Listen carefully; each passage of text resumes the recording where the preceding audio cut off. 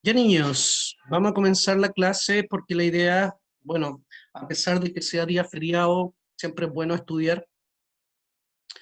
Lo tomamos como parte de la demora que tuve.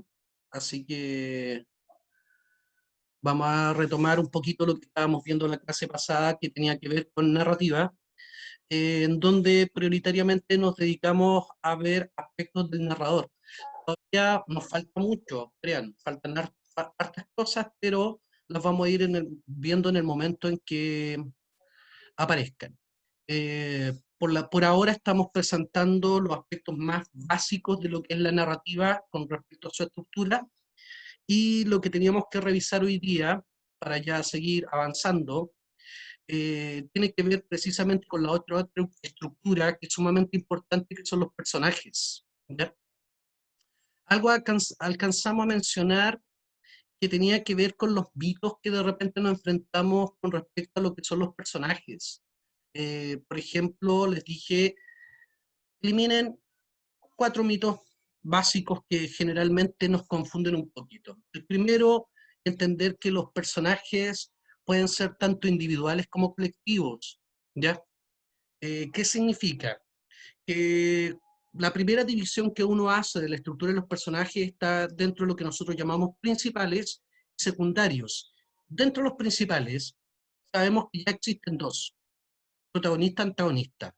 Y les pedí ahí específicamente que tuvieran harto ojo, porque pensamos de repente, un protagonista, un antagonista, y no, puede ser uno o varios, ¿ya? Eso lo mencionamos.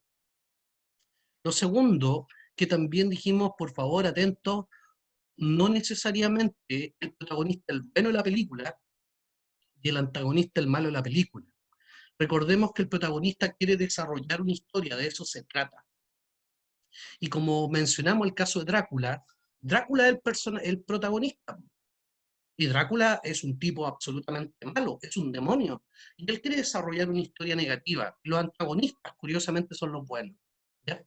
Lo otro, no tienen por qué ser enemigos, perfectamente pueden ser amigos, solo que nos confunde a veces esa idea. No, pues que el amigo siempre me apaña y el amigo permite que yo haga todo. Sí, pero si uno de los amigos quiere hacer un camino incorrecto o desarrollar una historia que el otro amigo no considera correcta, va a tratar, entre comillas, de disuadirlo. Y ahí es donde nosotros nos vamos a encontrar el toque de las fuerzas. ¿Ya? Y lo último que me quedaba como en el tintero era, ojo también con la figura del antagonista. No se ve tanto en la narrativa, como que siempre queda claro en la narrativa. Eh, en el drama hay una estructura que es el simbolismo. Muchas veces el antagonista puede ser una estructura simbólica. Tengan mucho cuidado con eso. Por ejemplo, la muerte. Obviamente las obras audiovisuales siempre van a intentar la representación, ya sea en un personaje, ya sea en una forma arquetípica, etcétera, pero también es bien claro que puede presentarse como un espectro latente, ¿ya? Y en ese sentido también tengan harto ojito. Ahora, que yo sepa, nunca se ha trabajado en una prueba como en estos casos, un antagonista tal de corte latente o de carácter simbólico que no esté representado propiamente tal. Así que no es tan terrible eso. Ya, creo que estamos todos, por lo tanto, leamos. Dice, personajes son estructuras que representan personas, animales o cosas. Estos últimos adquieren características humanas y se comportan como personas. ¿Qué significa, chiquillo? Que recuerden que no siempre vamos a ver literatura que sea necesariamente de corte realista. También nos vamos a encontrar con cuentos, los cómics, etcétera, y muchos de sus personajes son realmente lo que nosotros entendemos como personificaciones, animales o cosas que actúan, piensan, sienten como personas. Recuerden el caso de las fábulas, que si bien no es un requisito indispensable tener animales, en general, la gran mayoría de las fábulas trabaja con animales, pero personificados. Y ya sabemos el por qué. No es que sea un requisito, sino es para cuando Esopo escribió las fábulas, evitar que le dijeran, oye, tú tratas al griego que es homicida, que es mentiroso, que es bajo.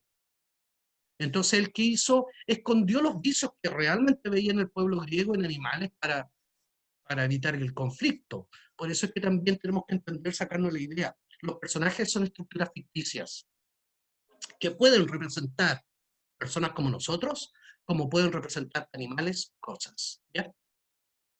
A través de ellos se van desarrollando los hechos, acciones o acontecimientos de una narración. Pueden ser reales o ficticios, eso también lo sabemos.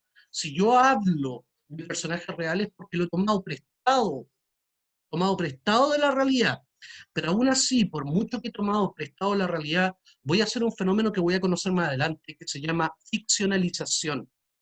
¿Qué significa? Que no lo voy a presentar tal cual es, sino lo voy a presentar desde mi punto de vista. Yo voy a proponerte una nueva estructura. Por lo tanto, eso de que sean reales es cuestionable. Ya lo vamos a ver. O ficticios. A lo largo de la obra son presentados por el narrador, quien les va dando características físicas y psicológicas. Ya vamos a ver también que tenemos que caracterizar o describir al personaje. ¿Ya? ¿Qué significa caracterizar o describir? Que vamos a darle características en tres aspectos físicos, lo que más adelante vamos a conocer como prosopografía, palabra difícil de pronunciar, psicológico, etopeya, social, que es el ámbito sociocultural. Es muy importante que ustedes entiendan los tipos de descripción y cuál es el objetivo de las descripciones. ¿Por qué? Porque muchas veces les van a hacer preguntas con respecto a contextualizaciones. ¿Qué significa? Cómo el espacio influye directamente, el contexto influye directamente en el personaje. ¿Por qué los personajes no son planos, por ejemplo? Pero eso es un tema un poquito más adelante, una vez que me mueva. Dice entonces, eh, el narrador les va dando entonces características físicas y psicológicas, permitiendo de este modo que el lector se forme una idea de cada personaje. El carácter de cada uno de ellos y el ambiente en el que se desarrollen determinarán su conducta y por consiguiente su forma de actuar. Les decía, el personaje que adquiere mayor relevancia en una obra, si hablamos de los principales, ¿verdad? Recibe el nombre de protagonista, que recuerden lo que dijimos todos en favor de unía creación. Y este conforma el núcleo en el cual girarán las acciones del relato. Por otro lado, está el personaje, perdón, que se opondrá a las acciones del protagonista. Este recibe el nombre de antagonista. Anta contra, agonía la creación. Está contra la creación. En ningún momento se está hablando del bueno y el malo. Son dos fuerzas en oposición. ¿Para qué? Para crear todo lo que va a ser la historia, ¿verdad? Los conflictos que se van a presentar, una serie de encadenamientos que van a conformar lo que va a ser la diégesis, prioritariamente. Ahí rápidamente veamos entonces los tipos de personajes, ¿verdad? Lo que ya habíamos mencionado. Los personajes pueden ser clasificados dependiendo de su nivel de participación o de importancia dentro del relato.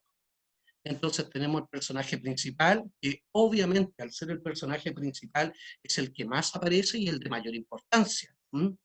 Llamado también protagonista. Dice, es aquel que aparece frecuentemente en la narración y su participación es decisiva dentro de ella. No necesariamente, bueno, uno tiende a pensar que es su historia, pero es que realmente nosotros vamos a pensar que el protagonista está dentro de una historia. ¿Ya? Entonces, es en torno a este tipo de personajes que gira la historia. También puede aparecer en esta categoría, como les decía, el llamado antagonista, porque en el fondo crean lo que nosotros, entre comillas, podríamos decir el conflicto, ¿verdad? Las acciones, los acontecimientos propiamente. Sí, sí, y no tiene por qué estar separado. Un antagonista puede ser un protagonista. Claro. O sea, Y no es que necesariamente también son enemigos. Puede ser el amigo, si no me equivoco. correcto, pueden ser perfectamente amigos. Sí, perfectamente amigos. Es muy importante lo que tú dices, Bastián, porque en el fondo es pensar en una estructura. Nosotros a veces nos cuesta pensar estructuralmente, pensamos más, nos quedamos más con la fábula, con la historia. Pero tenemos que entender que cuando alguien produce una obra, piensa estructuradamente, necesita elementos para poder conformar un mundo. Y dentro de eso, él sabe que para poder entregarte una historia, tiene que crear una serie de situaciones conflictivas, una problemática que vaya dando pie a la historia. No puede ser algo plano, a nosotros no nos interesa ver algo plano. Si fuera algo plano, eso no es historia. ¿Qué aspecto interesante tiene? No, tengo que hacer quiebres, tengo que poner tensión, tengo que poner conflictos, ¿verdad? Tengo que poner una serie de Drama. cosas que me llamen la atención como receptor. Por lo tanto, como tú muy bien señalas, en realidad, para que funcione una obra que nos llame la atención, tienen que estar los dos personajes. Y como decía, el antagonista también se puede esconder bajo un concepto, la idea del simbolismo, ¿verdad? Alguien que se enfrenta a la muerte, alguien que se enfrenta al mal destino, alguien que se enfrente a una situación trágica. Y eso también conforma una estructura antagónica. Por eso es que no podemos quedarnos solamente con lo ontológico, con las cosas de nuestra realidad, sino que tenemos que ir más allá. Muchas veces los antagonistas son ideas, son conceptos, nada más, nada menos tampoco. ¿Mm? Bien, Bastián. Ahora, personajes secundarios. Aquí me interesa mucho porque en realidad todos los que vamos a hablar, o sea, estos son algunos nomás, Aporta la historia. Todo es necesario. correcto. Y te diría que si nosotros, de todos los personajes, nosotros hacemos una división de dos nomás, principales y secundarios. Todos van a ser secundarios después, que no sean protagonistas antagonistas, ¿ya? Y son muchos, ¿ya? Y como tú muy bien señalaste, aportan a la historia. Tengan mucho ojo, de repente también tenemos los prejuicios de decir, que los secundarios no son importantes. Oye, los secundarios pueden ser valiosísimos. Ya hablamos del caso de Sancho Panza, o sea, el Quijote no es lo mismo sin Sancho Panza. Sancho Panza se presenta en un primer momento como un personaje secundario, pero es tan relevante para la historia que incluso a partir de la segunda parte del Quijote va a haber un fenómeno de inversión, se van a cambiar los roles, un fenómeno que muchos señalan como la sanchificación del Quijote, es decir, el Quijote toma el lugar de Sancho, y la quijotización de Sancho, es decir, Sancho se vuelve una especie de Quijote, por ende a partir de la segunda parte, curioso, vemos un protagonista que ya no es el Quijote, es Sancho. Por lo tanto, eso es una evolución de los personajes. Por eso es que nunca miren a huevo un personaje secundario, no crean que está ahí por estar, para rellenar hojas. No, tiene una validez y como tú muy bien señalas, es para complementar, enriquecer la historia, siempre. ¿Mm? Veamos entonces. Dice, el secundario es aquel que tiene presencia en el relato y se une al principal, ¿ya? Con el fin de dar mayor complejidad, como tú me habías señalado, y realismo a la historia, enriquece. Dentro de los secundarios está lo que nosotros decimos el secundario propiamente tal. Sancho es un secundario a secas, ¿ya? A secas. A tal nivel que realmente es más difícil analizarlo, como les decía a ustedes. Cambia, evoluciona, ¿ya? Pero hay muchos que son, Creo que el texto le daba más momento. O sea, me refiero a eso de que usted decía de que el personaje evoluciona. claro, Que el mismo texto le decía, ya, ahora tú vas a contar la historia. Es como que va a claro, ser más protagonista. claro. Y no, es que esa es la gracia de una obra literaria, nuevamente insisto, no la vean nunca, no la vean nunca como algo plano, sino que está en evolución constante, en cambio constante. Y eso es lo rico que uno puede leer. ¿Mm? Ya, por ejemplo, dentro de los secundarios, hay otros que, por ejemplo, a lo mejor no son como Sancho, pero sí también pueden tener una característica fundamental. Hay un personaje, por ejemplo, que se llama episódico. Lo primero que nosotros... es que las novelas cuando están divididas por episodios o capítulos, de repente en un capítulo, en un episodio o en un par de episodios puede salir un personaje, ¿ya? Pero que no va a salir en toda la historia. Pero a veces estos personajes tienen una importancia tan fuerte que nos marcan. Miren, personaje episódico llamado también incidental, ¿ya? Que incide en un momento. O sea, el incidir significa afectar a la historia del personaje principal, afecta a nuestra lectura. ¿Mm? Es aquel que solo aparece en un episodio, o puede ser uno más, o un par de episodios, o capítulo del relato, y es empleado para dar mayor amplitud y variación a la narración. Para que vean ustedes la importancia de algunos episódicos. Si yo leo una novela fabulosa llamada El Principito, de Antoine de Saint-Exupéry, y yo les preguntara, chiquillos, ¿quién es el personaje principal?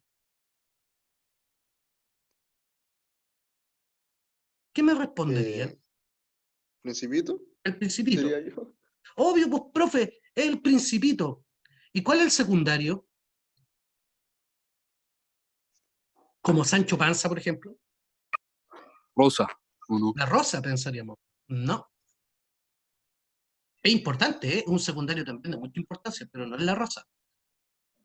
El zorro, yo. Lo primero que pensamos en el Principito es el Principito y el zorro, ¿cierto?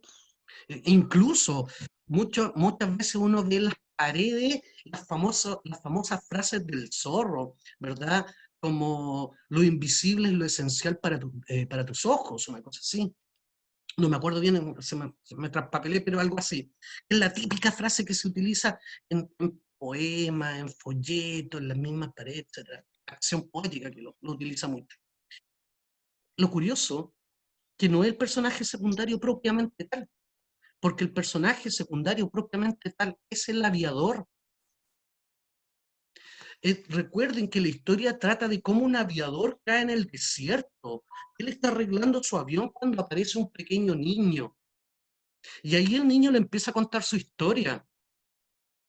El zorro, curiosamente, es un personaje episódico que sale en el capítulo 21, si no me equivoco, sí. En el capítulo 21 solamente aparece ahí, no aparece en ninguna otra parte. Pero fíjense que la historia del Principito con el zorro es tan fuerte y nos marca tanto, esta idea de que venga un zorrito y le diga, domestícame, y que en el fondo le enseña el valor de la amistad, el llenar un mundo vacío a través de la amistad, es tan fuerte para nosotros que se nos olvida que el zorro es episódico, al igual que el matemático, al igual que otros personajes que salen ahí, pero nos conmueve que le damos el rango de, no, es que es el secundario por excelencia. ¿Se dieron cuenta? Por eso les decía, chiquillos, hay personajes que a lo mejor pueden aparecer poco, pero inciden tanto en la historia que a nosotros nos dejan más candela aquí en la cabeza. ¿Mm? Para que vean. Bueno, podría mencionar más, igual voy a tomar después cuando vemos, generalmente esto lo retomo más en la parte de drama, que se puede precisamente relacionar, no hay ningún problema. Pero también quiero mencionarle uno que muchas veces no lo manejan como información, que es el actante. Leámoslo primero y después lo trabajamos. Dice, esta estructura es un poco compleja de entender. Se caracteriza por ser una mezcla entre elemento y personaje. Hay una teoría re interesante con respecto a esto. Todavía se agarran de las mezclas algunos teóricos para determinar qué diablo es, pero la teoría, a mi juicio, más correcta, obviamente, tratamos de actante, ¿ya? Muchas veces desencadena acciones. Por ejemplo, fíjense, el árbol en el cuento El árbol de María Luisa Bombal, o el anillo en la novela El Señor de los Anillos. A ver, hay elementos, por eso es que muchos dicen, no, es que debería estar dentro de la categoría de personaje, y otros que dirían, no, es que son elementos de suma importancia, ¿ya? Entonces, ¿cómo diablos hacer correlacionar estas dos estructuras para mencionar un elemento nuevo? Por eso es que se le denominó actante, el que provoca acciones. De alguna manera eso significa, ¿ya? ¿Y cómo lo vamos a Profe, entender? Dime, profe, dime. por ejemplo, el del Señor de los Anillos se refiere cuando este joven toma ese anillo y se empieza a volver loco, entonces este anillo tiene cierto elemento que podría tener vida y así puede ser mezclado podría ser comparado con un personaje o un elemento. ¿A eso más o menos se Correcto, refiere? correcto. Es que piensa tú que la historia del anillo, en El Señor de los Anillos, ese anillo fue fundado con el espíritu de Saurón, que es el enemigo máximo del hombre, el antagonista por excelencia, una especie de demonio que quiere dominar todo, ¿ya? Te Claro, plantea. entonces ya no pasa a ser puro elemento. Ahora Correcto, sí no tiene pasa a otro. ser un simple anillo, sino que tiene el espíritu de Saurón. Entonces, aquel que porte del anillo se contamina con el espíritu de Saurón. Lo que le pasó a Sméagol, que un pequeño hobbit que encuentra el anillo y de tanto portarlo se convierte en un monstruo llamado Gollum, que curiosamente a Frodo le pasa lo mismo. Él porta el anillo y se va poniendo malo. Incluso se está poniendo casi medio verduzco, medio flaco. Se está convirtiendo en un Sméagol, o sea, en un Gollum más. ¿Por qué? Porque ha sido influenciado por el espíritu. Y, y obviamente ese anillo quiere volver a la mano de su amo, porque si el amo, Sauron, recupera el anillo, él se recupera y destruye todo lo que va a ser la Tierra Media, a tal nivel que ahí está la importancia de la destrucción del anillo, porque si se destruye el anillo, se destruye el mal, se destruye Sauron. Por lo tanto, como tú muy bien puedes comprender, no es un personaje porque no actúa, pero no es un simple elemento. Por lo tanto, le vamos a llamar actante. Vale, Fíjense vale. que si vemos cualquier película arturiana, como Excalibur, las películas arturianas obviamente se basan en la leyenda del rey Arturo, y el elemento fundamental de Arturo es Excalibur, la espada. Más de alguno vio las versiones de Disney, la espada en la piedra. Entonces ahí pueden darse cuenta que cuando Arturo logra sacar la espada, él se va a convertir en rey, va a fundar Camelot, e incluso cuando la blande mal, va a provocar, o la utiliza mal contra Lancelot y la quiebra, va a provocar la destrucción de Camelot. ¿Se dan cuenta? En el fondo, es una espada, pero es una espada mágica, fundacional. ¿Y qué ocurre? No es una simple espada. ¿Se dan cuenta? Pero tampoco actúa, pero sí provoca todo, desde la fundación hasta la destrucción de Camelot. A tal nivel que incluso queda la espada y la vuelven a la señora de los lagos, y ahí continúa la leyenda. Una vez muerto Arturo, continúa la leyenda, que cuando se encuentra Excalibur, se va a volver a fundar Camelot, que en el fondo era una alegoría del Edén, esperando nuevamente al Mesías. Y en El árbol de María Luisa Bombal, un cuento hermoso, ¿verdad? Nos trata la historia de Brígida, una chica que desde muy chiquitita fue criada como una hermosa plantita, no podía hacer nada, solo cuidar su belleza, solo cuidar sus buenas costumbres. El papá la tenía como una joyita, hasta que lamentablemente el papá sabe que va a morir y la casa, y la casa para que otro la cuide. ¿Y con quién la casa? Con un amigo de él, o sea, un viejo igual que él. Por lo tanto, ¿qué le ocurre a Brígida? Se va a frustrar como mujer, se va a frustrar como amante, se va a frustrar como persona. Y lo único que tiene de entretención es mirar a través de una ventana un gran gomero. Y se imagina muchas cosas con el gomero. Y asume su posición de joyita, de que no puede hacer nada, como una especie de tontita, hermosa tontita planta, hasta que finalmente le cortan el árbol y ella por primera vez despierta. Y ahí se emancipa. O sea, el árbol no actúa, pero tampoco un simple elemento. Es de alguna manera la proyección de los deseos de Brígida y por otro lado también las frustraciones de ella. ¿Se dan cuenta? Bueno, así podemos hablar de un sinnúmero de elementos que, que crean también historias, ¿ya? De acuerdo, no son personajes propiamente tal, pero sí desencadenan acciones. Por ende, ojo, les vamos a llamar actantes y generalmente se categoriza dentro de la estructura de los personajes, sin serlo propiamente. Chiquillos, ¿les queda claro? ¿Sí? ¿No? Sí, Ya. Entonces, después vamos a volver a hablar Sí, de los profe. personajes, ¿ya? En todo caso no es tan interesante por ahora que los veamos porque después vamos a hacer ejercicios con ellos y ahí va a ser más, los voy a poner un poquito más a prueba y saber que saben tanto. Está, chiquillos, un esquema básico nuevamente, ¿verdad?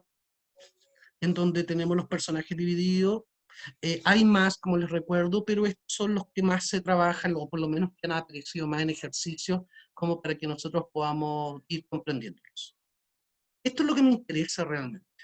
Y creo que esto es lo que ustedes van a tener que reforzar bien, porque tiene que ver con las características de ellos, que podemos llamarlo descripción, o caracterización. Cualquier de los nombres es válido.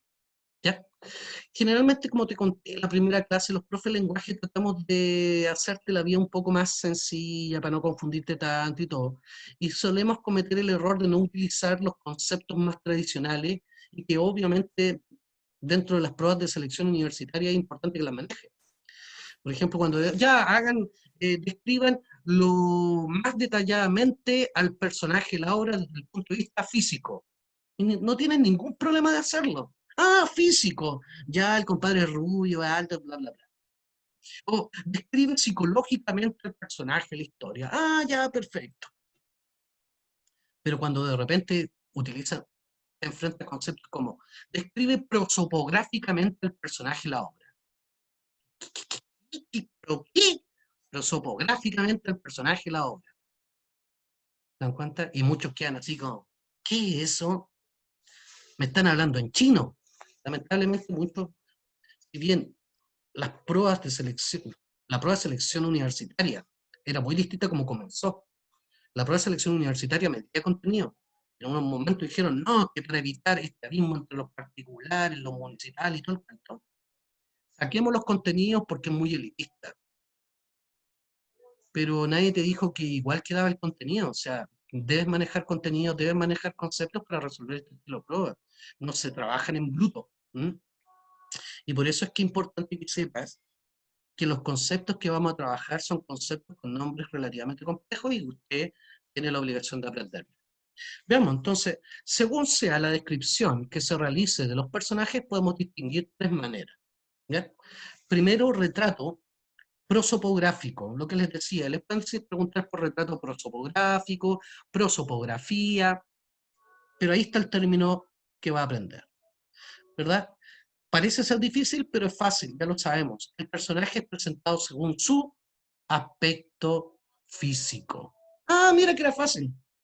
Veamos el ejemplo. Ella era gorda, baja, picosa y de pelo excesivamente crespo, medio amarillento, tenía un busto enorme, mientras que todas nosotras todavía éramos chatas.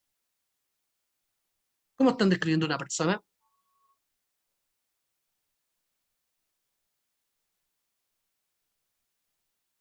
¿Se dan cuenta? Hay una descripción, tú te la puedes imaginar. Ella era gorda, baja, pecosa y de pelo excesivamente crespo, medio amarillento. Tenía un busto enorme, mientras que todas nosotras todavía éramos chatas. Descripción física, lo dejamos hasta el momento ahí. Retrato etopéyico. En este caso, se nos entregan características psicológicas del personaje. Esto considera su carácter, personalidad y temperamento, ¿verdad? ¿Qué significa? Que en el fondo no está lo físico, pero sí está lo interno. ¿Ya?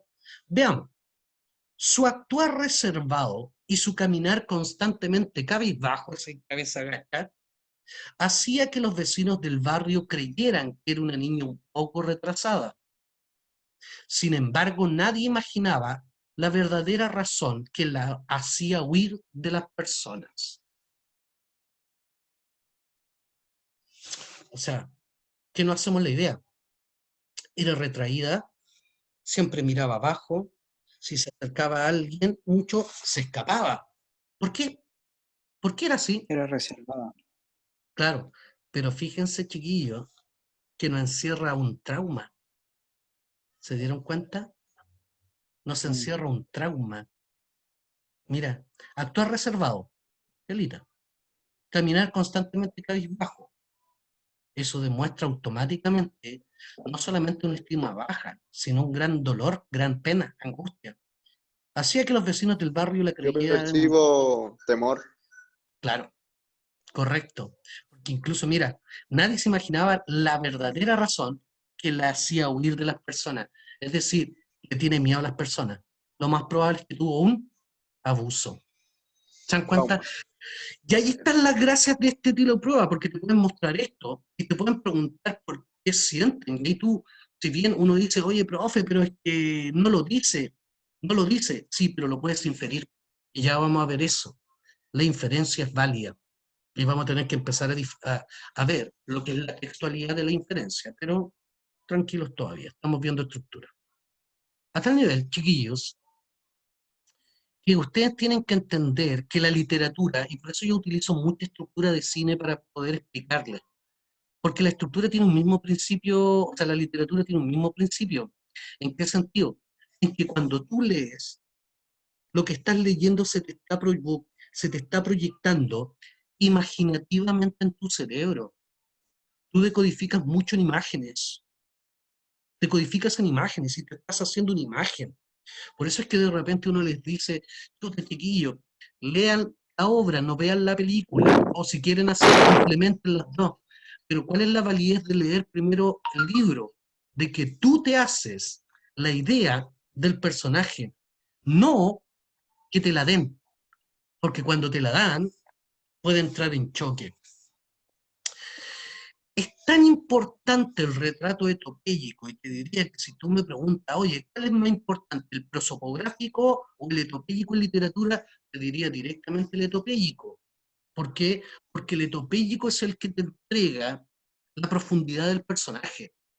Y es más, te voy a decir que lo físico tiene que superponerse a lo etopéyico. Los rasgos se justifican conforme a lo psicológico.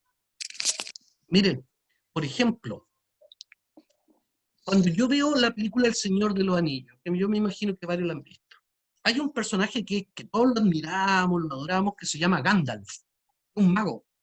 Entonces tú ves la película, que está muy bien representada por el actor, muy bien representado por el actor, es alto, obviamente todos son bajitos, son enanos, son hobbits, pero él es como espigado, tiene un gran sombrero alerón, ¿verdad? En punta, como el típico mago, al principio muy vestido de gris, después de blanco, con una gran barba, ¿verdad? Que, que se le notan los ojos claritos, es como un abuelito ideal, así como bonachón, nos agrada verlo, ¿cierto? Pero ocurre que si yo leo ahora la descripción de Gandalf, me doy cuenta que es distinto al personaje. ¿Por qué? Mira, Gandalf, si lo leo, tiene un gran sombrero que le tapa casi todo el rostro. O sea, casi nadie lo puede. Tiene una barba tan hirsuta, tan grande, que le tapa el resto. O sea, en el fondo a Gandalf le ven la cara. No, No, po. No. no. ¿Y saben por qué? Porque en el libro nos damos cuenta de algo. Que Gandalf no es un mago, es un dios. Gandalf realmente es un dios. Sorry si a alguien le embarré la historia. Es un dios, no un dios mayor, pero sí un dios que por amor a los hombres baja a la tierra para ayudarlos. Y como es un dios, no se le puede mostrar al resto. Por lo tanto, si, incluso te dice que tiene las cejas tan pobladas que le tapan los ojos. O sea, en ningún momento tú puedes ver a Gandalf. En cambio, en la película le vemos los ojos, le vemos la nariz, le vemos la oreja, ¿se dan cuenta? Por lo tanto, yo ahí, viendo la película, no me entero que realmente este compadre sea un dios, pero leyendo el libro, sí me doy cuenta. Sí. ¿Se dan cuenta? Esas son las diferencias. ¿Mm? Más Fíjense, detallado. volvamos al retrato prosopográfico, porque si te vayas a dar cuenta, claro, imagínenla, ella era gorda, ya, pecosa, ya, pelo excesivamente crespo, ya, medio amarillento, ya, tenía un busto enorme, mientras todos nosotros todavía éramos chatas. Si yo te preguntara, ¿esa descripción es positiva o es negativa del personaje?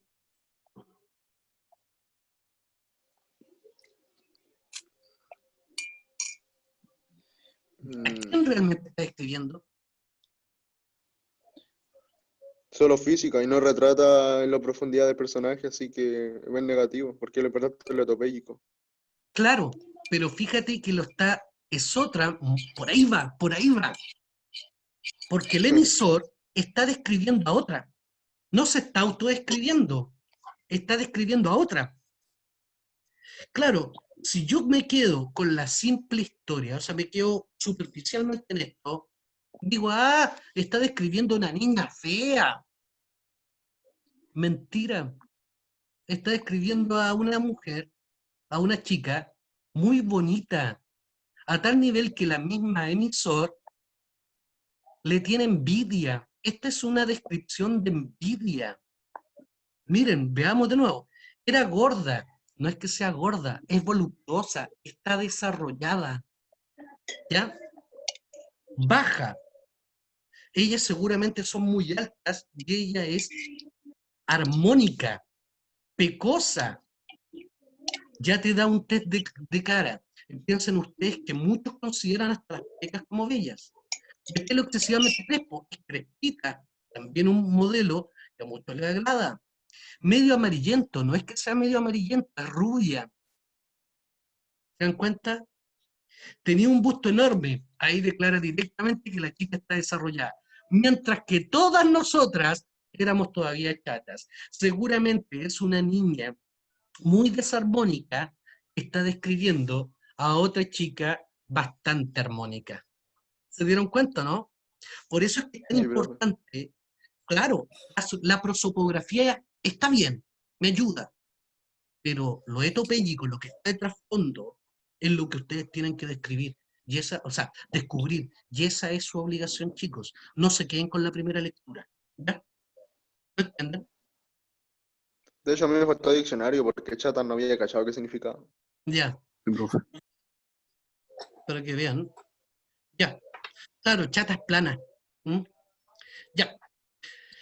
Y el último, el retrato social, que curiosamente siendo el nombre más fácil de las tres de las que vemos, realmente implica más que social, porque es sociocultural, ¿ya? Corresponde a una representación considerando su nivel sociocultural. O sea, a qué nivel de sociedad pertenece, cuáles son sus estudios, cuáles son sus conocimientos, sabe mucho, sabe poco, todo lo que complementa a las dos anteriores, ¿ya? Fíjense, el retrato social corresponde a la presentación del personaje considerando su nivel sociocultural. Ejemplo, era un gran tipo, muy sabio. Ahí me está diciendo algo que no es ni psicológico ni físico, sino que es cultural. Y erudito, lo mismo. O sea, sabio y erudito parece que fueran lo mismo, ¿no? Sabios que tienen experiencia de vida, por lo tanto automáticamente digo, no es un joven, porque para tener la experiencia de vida hay que tener harto trayecto de vida. Erudito, que lee mucho, por lo tanto es un hombre que tiene una cultura. De una familia acomodada, ahí me entregan el rasgo social, es decir, tiene dinero.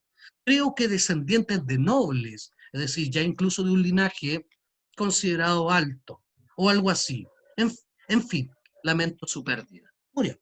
¿Se dieron cuenta? No nos describieron ni física ni psicológica, pero sí social. ¿Mm? Obviamente, también yo puedo sacar ideas de acá, no quedarme solamente en lo social, decir, chuta, seguramente, en fin, lamento su pérdida, en el fondo aquí puedo sacar varias deducciones, va a depender del estilo de preguntas que me digan. Si de repente puede ser una persona que solamente se preocupaba del origen, no como era ni quién era, por lo tanto hay una frialdad frente a la descripción, o por otro lado también una cierta también de menosprecio frente al personaje. Pero ya ahí tendremos que ver cómo es la pregunta. Les voy a advertir algo, chiquillos. Las dos primeras son las más importantes. Y ya vamos a ver que tienen, cuando yo sumo lo prosopográfico más lo etopéyico, yo le voy a llamar retrato a secas. ¿Ya? Si ¿Cómo, profe? tiene los, si de repente me suman la descripción física con la descripción psicológica, eso se